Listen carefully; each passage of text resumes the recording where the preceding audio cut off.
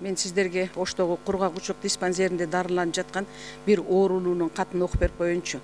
Мен сіздерге сыздаганымдан кайрылып жатам. Ош шаарында батирде жашап жүрүп 2011-жылы Кургак Учук оорусуна кабылып калдым. 6 айлык балам менен аймактык бейтапканага дарыгер Анара Ахматова кайрылсам, рентгендин жыйынтыгын көрүп өпкөңдө Кургак Учуктун тагы бар экен деди. Колумда балам бар эле, үйдөн дарылансам болобу десем болот.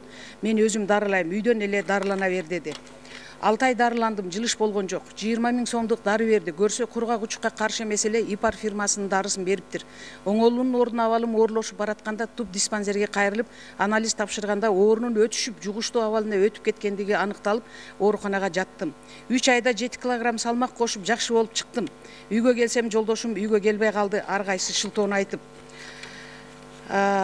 Көрсө мени тескери дарылап, биринчи группадагы майыптыкка кириптер кылган Анара Ахматова деген врач менин жолдошума тийип алыптыр. Анысы аз келгенсип жер участогун алып берем деп 5 000 сом, андан кийин мен президенттин кабыл алуусунда болдум, үй алып берем, колумдан келет деп 50 000 сом сурады. Мен ишенип күйөө баламдан карыз алып бердим. Акчамды алып, күйөөмдү тартып алып, мени Ипардын дарысы менен дарылап, бүгүнкү күндө оор абалда жатканым аз келгенсип, алардын кордугуна чыдай албай калдым. Анара эже, мени да жолдошумду да жайына койчу деп айткан сөзүм үчүн жолдошум эстен таңганча токмоктоп, апамдын арачалаганында да болбой, кошуналардын жардамы менен скорый чакырып ооруканада эсиме келдим. Ошондон бери ооруканада жатам. Өйдөлөөнүн ордуна күндөн күнгө абалым оорлоп, кислороддун жардамы менен жашап калдым. Министр Сагынбаева келгенде көрүп, арыз муңумду угуп, бул ишти жеке өзүмдүн көзөмөлүмө алам деди. Бирок жооп болгон жок. Кийин жолдошум телефон чалып, алыңдын жеткени ушулбу? Министрдин оозун эсеп палатасында иштеген Толгонай 100 000 сом менен оозун басып чыкты. Эч жерге бара албайсың, сотко арызданчы болсоң жыргал бар деди. Эки бир тууган иниси Ошто сотто иштейт.